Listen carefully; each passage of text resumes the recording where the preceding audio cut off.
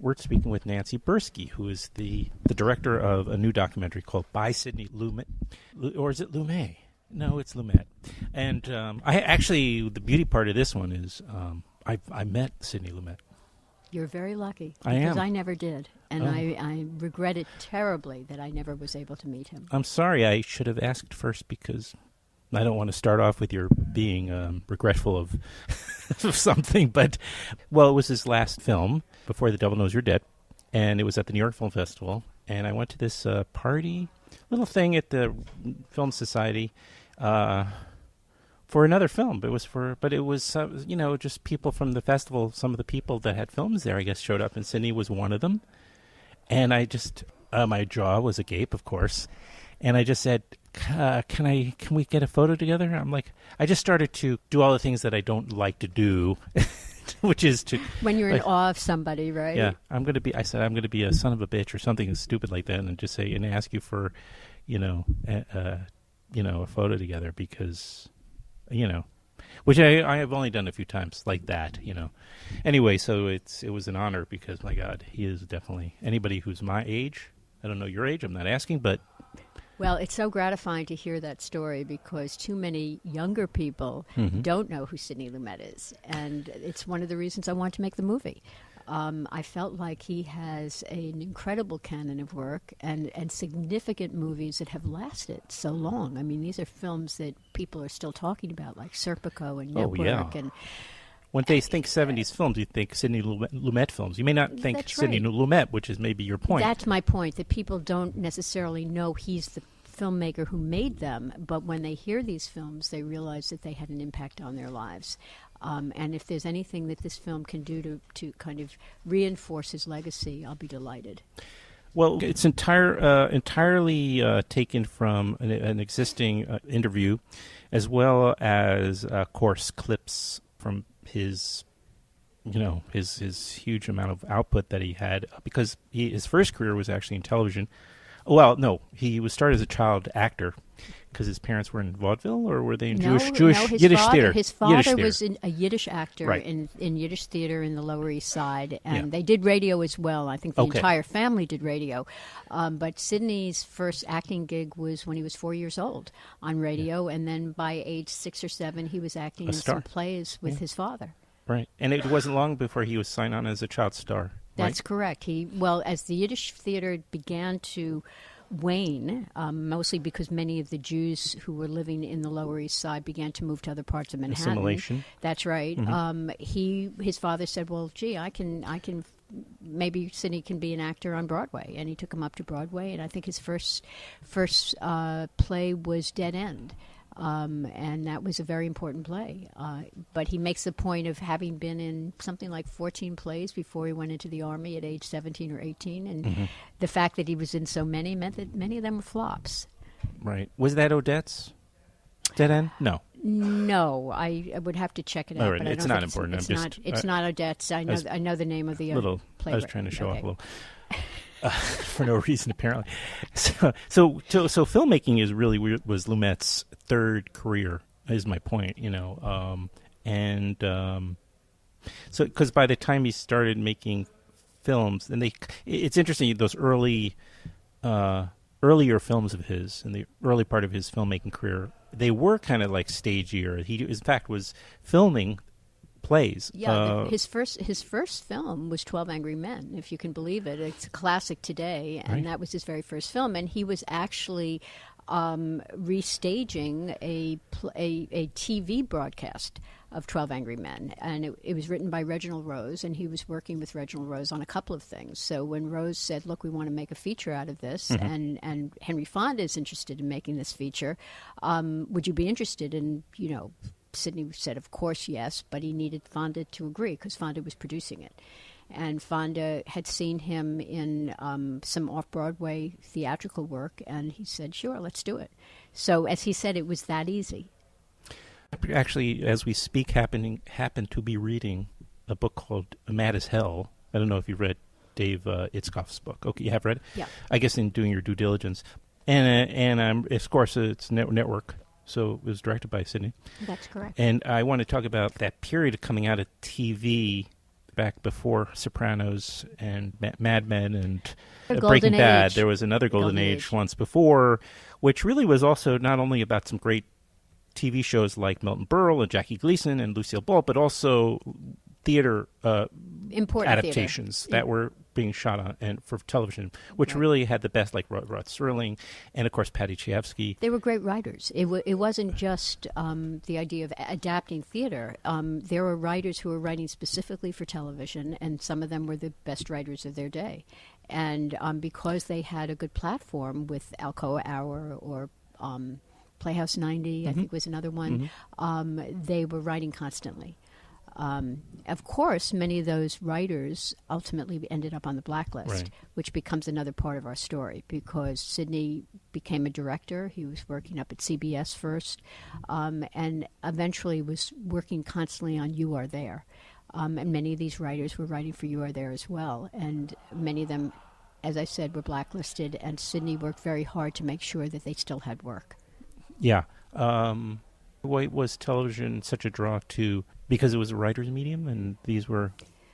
Well, first of all, it gave writers the work. Yeah. I mean, you can't. They There's a couldn't get limit work. to limit to how many screenplays could be written and made in Hollywood, and many of them were New Yorkers, and it gave them serious work. I mean, let's remember that as many wonderful movies that came out of Hollywood during that era, a lot of them weren't so wonderful.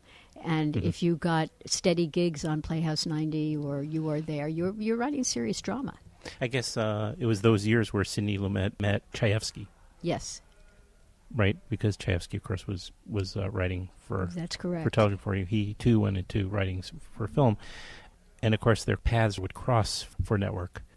For me, that's like, one of the great films of all time. Seminal film of our Truly, time. And truly. I think, Sidney makes the point that, of course, that he wasn't just, he and Patty Chayefsky were not just picking a bone with the network or even corporate, but he was talking about the American spirit and how corrupt that had become. So as many of his films go beyond the actual literal storytelling to something more universal, which is one of the things that attracted me to him. Who shot those interviews? With Sidney, the interview. One I should say. interview. Excuse me. Yes, that interview was made in 2008 by Daniel Anker, and he worked with two other really fine collaborators, Thane Rosenbaum and Josh Green.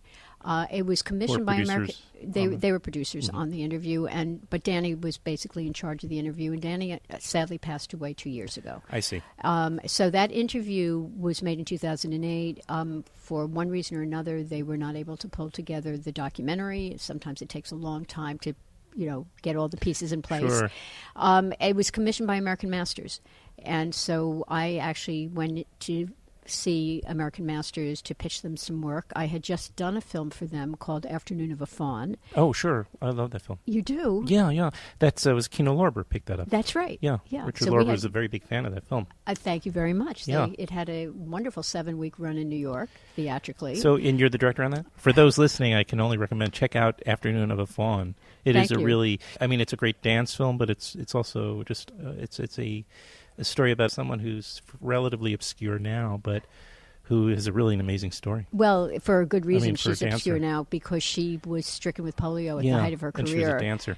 And very wonderful dancer. She was also married to George Balanchine. And That part I forgot. yeah, so she was at the height of her career, truly, and was stricken with polio. What was she stricken? I know we're getting off a little bit, but it's okay. We'll come back. Was she stricken when she was married to Balanchine? Yes. She was 27 years old, and they were touring Europe, and she got sick when she was in Denmark, and as they say, the rest is history. She never danced again. So she did fall. She kind of removed herself from the limelight for a lot of reasons, Right. but her paralysis was a big part of it. And the film is really about how one reinvents themselves, what one does when they can't do Right. what they always thought they were going to do, and how they make another life for themselves. Yeah. So to take us back to the meeting with the American Masters people, you pitched them about something. So actually, that film had been on American Masters. Oh, it was. And, Okay. and, That and, makes and sense. it was Okay. well received, and so Yes. I went in to visit. There was a new head of American Masters, a man named Michael Cantor. I went in to visit with him and talk to him about other projects. And he said, would you be interested in this interview that was made of Sidney Lumet years ago, and we basically have sitting on the shelf, and we'd like to do something with it. Well, so I said, timing. I think I could spend the next month watching all of Sidney Lumet's movies. That seemed very appealing to me. And that's what I did. I've always loved his work. But I also needed to watch the interview and make sure that I felt it was something I could work with. And it was indeed a fabulous interview, deep and broad, something that I felt I could actually do something different with. It was so extensive that I thought this is an opportunity to let Sidney guide us through his life and work. Yes, right. It's true. It's him reflecting.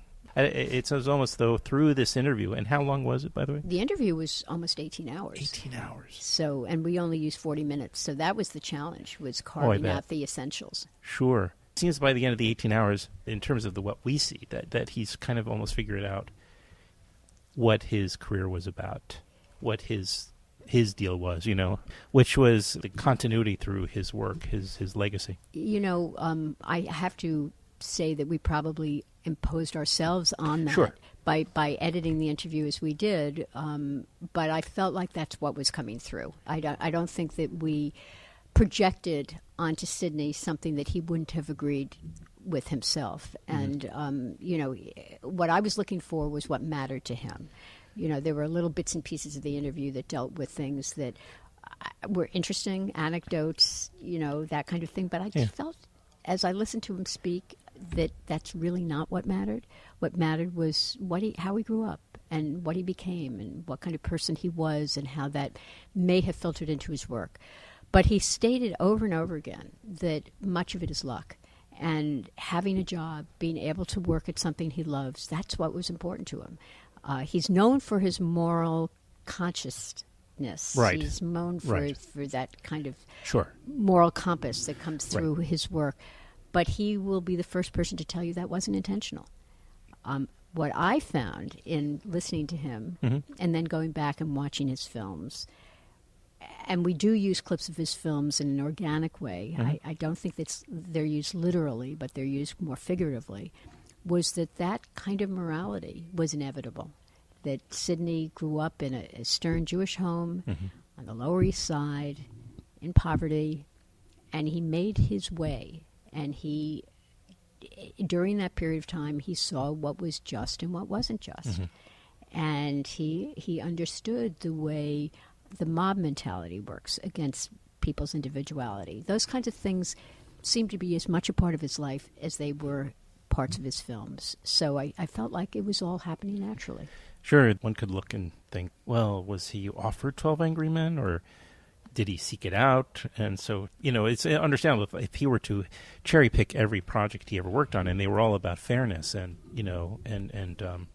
justice, then we could say, of course. But, it requires more nuanced thinking, and if just sort of happened that was the running thread through so many of them, so. The films that have lasted have that in them. They the do. Ones that we know, that we talk about, that we go back and see, that play in repertoire, those are the films where the morality comes through loud and clear. But he did many other films. This man made 44 films in a spate of 50 years. Yeah. And so they don't all deal with that subject matter. Sure. And in fact, he would say many of the films he made was because he needed a job. Right. He made a film almost every year. Yeah. And so he would respond to a script. If it appealed to him, it could be any reason. He might have said, well, this gives me a chance to work with the cinematographer, or maybe I can, do something interesting with this character, or I just like the script writer, and I want to make a movie of this. And so that's where luck came to play, but also having been poor, having to work in order to put food on the table, Sidney learned that having work was critical for him. And so if he went for a year and he hadn't found a good script, he was going to find one and make that movie. Most of the aspects of the film that do delve into his personal life are more about his younger years. Had recently been reminded that he was married to Gloria Vanderbilt, one of several marriages he had. I can imagine if you're putting out a movie a year, there's probably not too many relationships that can withstand that kind of schedule, to say the least. Yeah, that married to Gloria Vanderbilt and then Gail Jones, who was Lena Horne's daughter. Lena Horne was his mother-in-law. Yeah, that's right. Just remarkable. But when he is asked about this in the interview, he basically shies away from those questions. Yeah. He really doesn't want to talk about those things, right. And so I respected that in the choices I made in this film. Yeah, I guess as a filmmaker, coming to material after it's already been shot, I know you talked a little bit about having to watch the whole thing and kind of trying to find the arc in it or the story or what have you. But what was the downside, if any, of that? Was there any? Not really. When you have such a strong interview and you realize that you can do something different with this film, that you don't have to bring on a lot of people on stage to prove the points that we're trying to make in the movie, that Sidney is proving it, not only in what he says, but in the films that we choose. It became very creative for me. You know, it's a different type of set of muscles for you, maybe. Exactly right. And it was an intellectual challenge because I didn't want the clips to reflect on what he was saying in a literal way. I wanted us to go deeper with the clips.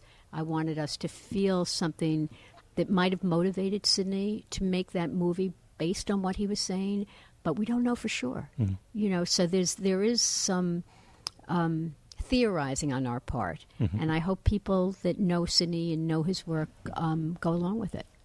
Again, the name of the film is By Sidney Lumet, and it's directed by Nancy Buirski, edited by, help me, Anthony Rapoli. Thank you. I think he's one of the people that deserves a mention since it's such a fine team. Editing job. Yeah, great team on this film. And it's going to be on American Masters? It will be on American Masters. We don't have a date set, but it will understood. be on. But the good news is, if you're in New York, you can see it at the Tribeca Film Festival. There's still another screening. There's one screening taking place on Friday, the 22nd, at 2:30. Oh, very good. And we have an incredible panel to follow that screening. Talk back with Jonathan Demme, Amy Ryan, Treat Williams, and Jenny Lumet.